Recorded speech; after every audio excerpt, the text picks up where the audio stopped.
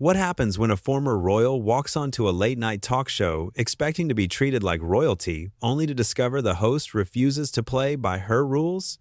In just 33 seconds of one single comment, everything unraveled. This is the story of the most shocking exit in talk show history. The studio lights were bright that evening. Greg Gutfeld sat behind his desk, relaxed and ready for another show. His audience was pumped, cheering as the cameras rolled. The energy in the room was electric. Everyone knew they were about to witness something special. A major guest was coming on, someone who rarely did interviews like this. Someone who, according to the rumors, had specifically requested this appearance. Meghan Markle walked onto the stage in a designer outfit that probably cost more than most people make in 6 months. The audience applauded politely. She smiled that practiced smile, the one she had perfected over years in the spotlight. She waved carefully, calculated, as if every gesture was rehearsed. Greg stood up to greet her, shaking her hand with genuine warmth. He was a professional. He knew how to make guests feel welcome, even if he disagreed with everything they stood for. "Welcome to the show," Greg said with a smile. "Thanks for being here." "Thank you for having me," Meghan replied, settling into the guest chair. She crossed her legs and adjusted her posture, sitting up perfectly straight. Everything about her screamed control. The interview started normally enough. Greg asked about her recent projects, her life, the usual softball questions that kick off most celebrity interviews.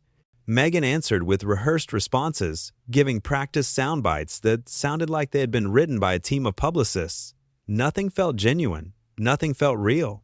But Greg kept things moving, keeping the conversation light. Then he shifted gears. "So, you've been pretty vocal about a lot of political and social issues," Greg said, leaning back in his chair. "You've used your platform to speak on everything from climate change to politics. Some people appreciate that. Others think celebrities should maybe stay in their lane. What do you say to people who think you're overstepping?" The question was fair, direct, but fair. It was the kind of question any journalist would ask someone who had become as politically outspoken as Meghan had become. But you could see something shift in her face. Her smile tightened, her eyes narrowed just slightly. The mask started to crack. "Stay in their lane?" she repeated, her voice taking on an edge. "That's an interesting phrase. Usually used to silence people, usually used to silence women, specifically." "I didn't say you should stay in your lane," Greg clarified calmly. "I asked what you say to people who think that. There's a difference." "The fact that the question even exists is the problem," Meghan shot back. "When men speak up about issues, they're called leaders. When women do it, we're told we're overstepping. We're told to stay quiet. We're told our opinions don't matter." Greg nodded, acknowledging her point. "That's fair. But you have to admit, when someone becomes as famous as you have, especially through marriage into one of the most famous families in the world, people are going to question whether the platform was earned or inherited. That's not about gender. That's about credibility." The audience went quiet. You could feel the tension rising. This was not going the way Meghan had expected. She clearly thought this would be a friendly chat, a place where she could promote her image and get easy applause. Instead, Greg was pushing back, politely but firmly. "Earned or inherited?" Meghan's voice went up slightly. "Are you seriously questioning whether I've earned my voice?" "I'm asking if you understand why some people might question it," Greg replied evenly. "You went from being a working actress to one of the most famous women in the world, essentially overnight. Not because of an Oscar-winning performance or some groundbreaking achievement, but because of who you married. That's just a fact." Meghan's face flushed. "That's incredibly reductive." "It's not reductive. It's reality," Greg said, keeping his tone measured. "Look, I'm not saying you don't have valuable things to say. I'm saying that when people see someone lecture them about climate change from a private jet or talk about equality from a multi-million-dollar mansion, there's going to be some skepticism. That's human nature. So you're saying I should just be quiet? That I should just sit there and look pretty and not use my voice for good?" Meghan's voice was getting louder now. The control was slipping. "That's not what I said at all," Greg replied calmly. "I'm saying that if you're going to speak on these issues, you need to be prepared for people to point out the contradictions. You can't live one way and preach another and expect everyone to just nod along." The audience started to murmur. Some people were nodding in agreement with Greg, others looked uncomfortable. This was not your typical late-night interview. This was getting real. Meghan leaned forward, her voice sharp. "You know what this is really about? This is about the fact that I don't fit into your neat little box. I'm a woman who married into the royal family, yes, but I'm also a woman who stood up for herself, who refused to be silenced, who walked away from a system that was toxic and harmful. And people like you can't stand that. People like me? Greg raised an eyebrow. What does that mean exactly? People who benefit from the status quo, Meghan said. People who are uncomfortable when women, especially women of color, refuse to play by the old rules. Greg sat up straighter. Hold on, let's be clear about something. I have no problem with anyone, regardless of gender or race, speaking their mind. What I have a problem with is hypocrisy, and let's be honest, there's been quite a bit of that. Hypocrisy? Meghan's voice was incredulous now. From me? You and your husband spent years complaining about media intrusion and wanting privacy, Greg said, his voice still calm but firm.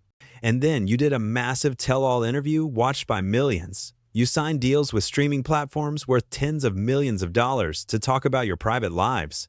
You released documentaries, podcasts, books. That's not seeking privacy. That's seeking a different kind of publicity, one where you control the narrative.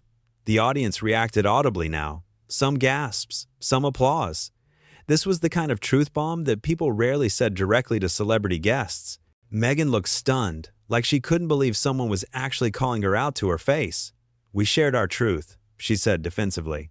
We had every right to tell our story. Absolutely you did, Greg agreed. But you don't get to have it both ways. You don't get to cash in on your royal connections while simultaneously playing the victim of those same connections. You don't get to sign $100 million deals and then lecture regular people about struggling. That's where people check out. Meghan's hands gripped the armrests of her chair. You have no idea what we've been through. The death threats, the racism, the absolute cruelty. I'm not dismissing any of that, Greg said, his voice softening slightly. If you experience racism, that's wrong. Full stop. If you receive death threats, that's horrible and should be investigated, but that doesn't give you a free pass to be above criticism. You've made choices that are fair game for discussion. Fair game? Meghan looked like she was about to explode. Is it fair game to constantly attack someone? To question everything they do? To twist their words? I'm not twisting anything, Greg said. I'm literally responding to things you've said publicly. You went on television and made serious allegations about the royal family. You've done multiple interviews making claims about how you were treated. Those are your words. If you put that out there, people are going to respond. Some will agree with you, some won't. That's called living in a free society. A free society that has been incredibly cruel to me and my family, Meghan countered. And you've been pretty comfortable profiting off that cruelty, Greg shot back. Every interview, every documentary, every book deal, it all comes back to the same story. And people are tired of it. They're tired of being told they should feel sorry for millionaires. The audience was fully engaged now. This was riveting television. No one knew where this was going, but everyone was glued to their seats. Meghan looked around, seeming to realize that the crowd was not entirely on her side. That had to be a shock to her system. This is exactly what I'm talking about, she said, her voice shaking slightly with anger. This is the kind of disrespect and dismissiveness that I've dealt with constantly. Asking questions is not disrespect, Greg said firmly. Pointing out inconsistencies is not dismissiveness. This is a conversation. If you can't handle someone respectfully disagreeing with you, then maybe doing interviews isn't the best idea. That line landed hard. You could see it in Meghan's face. She was used to sympathetic interviewers who lobbed softball questions and nodded along to everything she said. She was not used to this. She was not prepared for someone to actually challenge her narrative. You know what? Meghan said, her voice tight. I don't have to sit here and be attacked. You're not being attacked, Greg replied, his voice even. You're being interviewed. There's a difference. No, this is an attack, Meghan insisted. You invited me here under false pretenses. You said this would be a conversation. This is an ambush. An ambush would be if I brought you here without you, knowing what show you were on, Greg said. You know who I am. You know what this show is about. We don't do puff pieces here. We have real conversations. If you expected me to just fawn over you for an hour, you came to the wrong place. The audience applauded at that. Loud and sustained applause. That was the moment everything changed. Meghan looked out at the crowd, seeming shocked that they were clapping for Greg, not for her. The realization that she was losing the room hit her visibly. "This is unbelievable," she said, standing up abruptly. "I came here in good faith." "And so did I," Greg said, remaining seated and calm. "Sit down. Let's finish the conversation." "There's nothing to finish," Meghan said, her voice sharp. "You've made it very clear what you think of me. You've made it clear that you have no respect for what I've been through." "That's not true," Greg said. "I've been respectful this entire time. I've asked tough questions, but I haven't insulted you. I haven't called you names. I haven't been cruel. I've just refused to treat you like you're above scrutiny. And apparently, that's a problem for you." "The problem is that you're a bully," Meghan said loudly, pointing at Greg. "You hide behind this fake nice guy persona, but you're just another man who can't handle a strong woman." The audience gasped. That was a serious accusation, and it was completely unfounded based on what everyone had just witnessed. Greg had been nothing but professional and respectful, even when challenging her. Meghan was now throwing out wild accusations because she was losing the argument. "That's quite a claim," Greg said, his voice still calm but with a harder edge now. "Based on what exactly? Because I asked you questions? Because I didn't just agree with everything you said?" "Based on the way you've conducted this entire interview," Meghan said. "You've been condescending. You've been dismissive. You've questioned my credibility at every turn." "I questioned your consistency, not your credibility," Greg corrected. "And I did it with receipts. Everything I said was based on things you've actually said and done publicly. If that makes me a bully, then I guess journalism is bullying now." "This isn't journalism," Meghan snapped. "This is a hit job." "No, a hit job would be if I made things up about you," Greg said. "I didn't make up anything. I cited your own interviews, your own statements. If you have a problem with that, maybe the issue isn't with me." Meghan grabbed her purse from beside the chair. The audience was watching in complete silence now, stunned by what was unfolding. No one had ever seen a guest completely melt down like this on a talk show. This was unprecedented. "You know what the real problem is?" Meghan said, her voice rising. "The real problem is that people like you can't stand it when someone like me doesn't bow down. When I don't play the game the way you want me to play it, when I stand up for myself and refuse to be diminished." "You're not being diminished," Greg said, his patience clearly wearing thin now. "You're being treated like any other guest who comes on this show. The fact that you think basic questions equal an attack says a lot more about you than it does about me." "How dare you?" Meghan said, her voice shaking with anger. "How dare you sit there and act like you know anything about me or my life?" "I know what you've told the world," Greg replied. "You're the one who put your life out there for public consumption. You're the one who did the interviews and the documentaries. You wanted people to know your story. Well, congratulations. People know it. And some of them have questions. Some of them have criticisms. That's what happens when you live your life in public." "I shared my truth to help people," Meghan said. "To help other women who have been through similar situations." "That's admirable," Greg said. "But you also got paid millions of dollars to do it. So let's not pretend this was purely altruistic. You profited off your story. Massively. And that's fine. But own it. Don't act like you're some kind of martyr." That was the breaking point. Meghan's face went red. Her hands were shaking. She looked like she was about to either scream or cry. Maybe both. "I don't have to listen to this," she said, her voice cracking. "I don't have to sit here and be treated like garbage by someone who clearly has an agenda." "The only agenda I have is having an honest conversation," Greg said. "If you can't handle that, then yes, maybe you should leave." The entire studio went dead silent. Greg had just called her bluff. He had essentially given her permission to walk out, knowing that if she did, she would look weak. She would look like someone who couldn't handle a challenging interview. But if she stayed, she'd have to continue a conversation she was clearly losing badly. Meghan stood there for a moment, frozen. You could see the calculation happening in her head. She was trying to figure out her next move. The cameras were rolling. The audience was watching. This was being recorded. Whatever she did next would be replayed over and over. "You don't deserve my time," she finally said, her voice cold. "And your audience doesn't deserve to hear my voice if this is how I'm going to be treated." "Your choice," Greg said simply, not backing down an inch. "You're just like all the rest," Meghan said, venom in her voice now. "You pretend to be different, but you're exactly the same. You're threatened by powerful women. You're uncomfortable with people who don't fit your narrow worldview. You're part of the problem. And you're part of the problem of people who think being famous means being immune to criticism, Greg countered. You want all the benefits of celebrity without any of the scrutiny. You want to be treated like royalty while claiming to be relatable. You can't have it both ways. Watch me, Meghan said, defiantly. She turned to walk off the stage. The audience didn't know how to react. A few people started to clap, but it died out quickly. This was too awkward, too raw. But Greg wasn't done. Before you go, he called out, and Meghan stopped, turning back to face him. I just want to be clear about something. You came on this show knowing what it was. You knew I was going to ask real questions. You knew this wasn't going to be a puff piece. And the moment things got even slightly challenging, you fell apart. You threw around accusations. You called me a bully.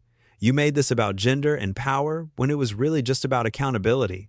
That's not strength. That's fragility. The audience erupted in applause. Loud, sustained applause. They were on their feet now. Meghan stood there, looking out at the crowd that was cheering for the host who had just called her out, and you could see the realization dawn on her face. She had lost. Completely and totally lost. You're all the same, she said to the audience, her voice bitter. You're all so eager to tear down a woman who dares to speak her truth. No, Greg said firmly. They're applauding because they're tired of being lectured by people who live in a completely different reality. They're tired of being told they're bad people if they don't agree with everything you say. They're tired of the double standards and the hypocrisy. This has nothing to do with you being a woman. This has everything to do with you being out of touch. Meghan looked like she'd been slapped. For a moment, it seemed like she might fire back with another retort, but instead, she just shook her head, turned on her heel, and walked off the stage. She didn't say goodbye. She didn't thank anyone. She just left, her heels clicking loudly on the floor as she disappeared behind the curtain. The audience was going wild now. Greg sat back in his chair, looking calm and composed despite what had just happened. He waited for the applause to die down before speaking. Well, he said with a slight smile, that was something. The audience laughed, the tension breaking. Greg shuffled some papers on his desk, playing it cool like this kind of thing happened every day. You know, folks, I don't enjoy making guests uncomfortable, he continued. That's not why we do this show. But I also believe that if you're going to use your platform to influence millions of people, you should be able to defend your positions. You should be able to handle questions. You should be able to have a conversation with someone who doesn't automatically agree with you. That's not bullying. That's not attacking. That's just basic discourse. The audience applauded again, agreeing with every word. And here's the thing, Greg went on. This interview proved exactly what a lot of people have been saying. When you challenge certain narratives, when you ask certain people to explain their contradictions, they can't do it. They fall back on buzzwords. They accuse you of being sexist or racist or whatever is convenient. They play the victim because it's easier than actually addressing the substance of the criticism. He leaned forward, looking directly into the camera. I want to be very clear. I don't care if you're a man, a woman, black, white, royal, or regular. If you put yourself out there in the public sphere, if you make millions of dollars off your public persona, you are fair game for criticism. That's the deal. And if you can't handle that, stay private. Live your life quietly. Don't do interviews, don't sign deals, don't lecture people. But if you're going to step into the arena, be prepared to fight. The audience was on their feet again, cheering. This was what they had come for. This was real, unfiltered conversation. No corporate speak, no carefully managed PR, just honesty. I genuinely wish her well, Greg said, though his tone suggested he didn't really mean it. I hope she finds peace. I hope she stops seeing herself as a victim and starts seeing herself as the incredibly privileged person she is. But I'm not holding my breath. He turned to the camera with his signature smile. We'll be right back after this break, and trust me, you're going to want to stick around because we're going to break down everything that just happened. Every moment, every accusation, every contradictory statement. This is going to be good. The show cut to commercial, but the damage was done.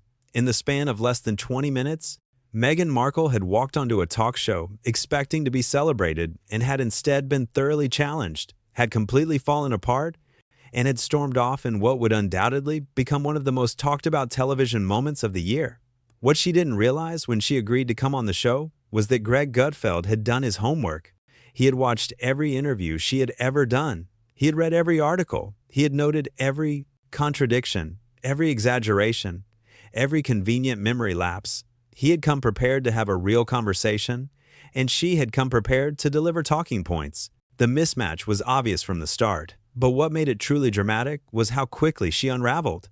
One would think that someone who had been in the public eye for so long, who had dealt with actual royalty and international press, would be able to handle a late-night talk show host. But the opposite proved true. When faced with someone who refused to play along, who refused to treat her with kid gloves, she couldn't cope, and the audience saw it all. They saw a person who claims to be strong and resilient crumble the moment she faced real pushback. They saw someone who talks about having difficult conversations run away from one. They saw the disconnect between the image she tries to project and the reality of who she actually is. For Greg, it was a moment of vindication. He had been saying for years that certain public figures hide behind identity politics and victimhood to avoid accountability. And in one interview, that thesis had been proven correct in the most spectacular way possible. He didn't have to make his case with words. She made it for him with her actions. The interview became instant news. Clips of the exchange went viral within hours. People were taking sides, arguing about who was right and who was wrong. But the vast majority of viewers came to the same conclusion. Greg had been professional and fair, and Meghan had been unable to handle basic scrutiny. Some tried to defend her, claiming that Greg had been too harsh, too aggressive, too something. But when people actually watched the full interview, they could see that wasn't true. He had been calm, measured, and factual. He had asked the kinds of questions any competent journalist should ask. The problem wasn't his approach. The problem was her inability to answer. Others pointed out that this was exactly why she and her husband had stopped doing interviews with mainstream press and had retreated to friendly outlets where they knew they wouldn't be challenged. They had created an echo chamber where everyone agreed with them, everyone validated their feelings, and no one asked difficult questions. And when they stepped outside that bubble, even briefly, they couldn't handle it. The walkout itself became the defining image, not the questions Greg asked, not even Meghan's answers. Just that moment when she stood up, declared she wouldn't be treated this way, and stormed off the stage. It was the physical manifestation of someone taking their ball and going home because the game wasn't going their way. In the green room afterwards, producers scrambled to figure out what to do. Should they try to get her to come back? Should they apologize? Should they salvage this somehow? But Greg was clear. They were airing it exactly as it happened. No edits to make her look better. No cutting around the boat. Awkward moments. This was real television, and the audience deserved to see the truth. And see it, they did. The show's ratings went through the roof. It became the most watched episode in the show's history. People who had never seen the show before tuned in just to watch the infamous interview. It was dissected on every news program, every podcast, every social media platform. For Meghan, it was a disaster. She had come on the show to improve her image, to seem relatable and down to earth, to connect with an audience that had grown skeptical of her. Instead, she had confirmed every criticism people had about her. She had shown herself to be thin-skinned, unable to handle disagreement, quick to play the victim card, and completely out of touch with regular people. For Greg, it was a triumph. He had done what journalists are supposed to do: ask questions, seek truth, and not be intimidated by fame or status. He had treated her the way he would treat any guest, with respect, but also with intellectual rigor. And when she couldn't meet that standard, that wasn't his failure. That was hers. The confrontation revealed something important about modern celebrity culture. There's a subset of famous people who believe their fame makes them untouchable. They think their status means they should never be questioned, never be challenged, never be held to the same standards as everyone else. And when they encounter someone who doesn't buy into that, they don't know how to respond. Meghan had built her post-royal brand on being a victim. Everything in her narrative was about how she had been wronged, how she had been mistreated, how she had suffered. And that narrative works when everyone around you validates it. But when someone points out the contradictions, when someone notes that you're a multimillionaire living in a mansion, complaining about how hard your life is, the narrative falls apart. Greg didn't have to destroy her. She destroyed herself. All he did was ask questions and refuse to accept non-answers. The fact that this was enough to make her walk out said everything that needed to be said. In the aftermath, there were calls for Greg to apologize. Certain media outlets ran stories about how he had been disrespectful, how he had ambushed her, how he had crossed a line. But anyone who actually watched the interview could see these claims were absurd. The calls for an apology were really calls for submission. They wanted him to bow down, to admit he was wrong for daring to question her, to validate her victim narrative. He refused. He stood by every question he asked and every point he made. He didn't gloat about her walking out, but he didn't apologize for it either. He had done his job, and he had done it well. The lesson from this whole debacle was simple. If you're going to be a public figure, if you're going to make your living off your fame, you need to be able to handle scrutiny. You need to be able to defend your positions. You need to be able to have conversations with people who disagree with you. If you can't do that, if you fall apart the moment someone challenges you, then you're not as strong as you claim to be. Meghan Markle walked onto that stage thinking she was going to have an easy conversation with a host who would treat her gently. She walked off, having exposed herself as someone who can dish it out but can't take it. Someone who demands respect but doesn't earn it. Someone who wants all the benefits of fame with none of the responsibilities. Greg Gutfeld sat at his desk that night, having done exactly what he set out to do. Have a real conversation. He didn't set out to embarrass her. He didn't plan for her to walk out. He just refused to treat her differently than he would treat anyone else, and that, apparently, was too much for her to handle. The interview ended not with reconciliation or understanding, but with a guest storming off and a host sitting calmly at his desk, having proven his point more effectively than any monologue ever could. Sometimes the best argument is simply letting someone reveal who they really are. And that night, in front of millions of viewers, that's exactly what happened.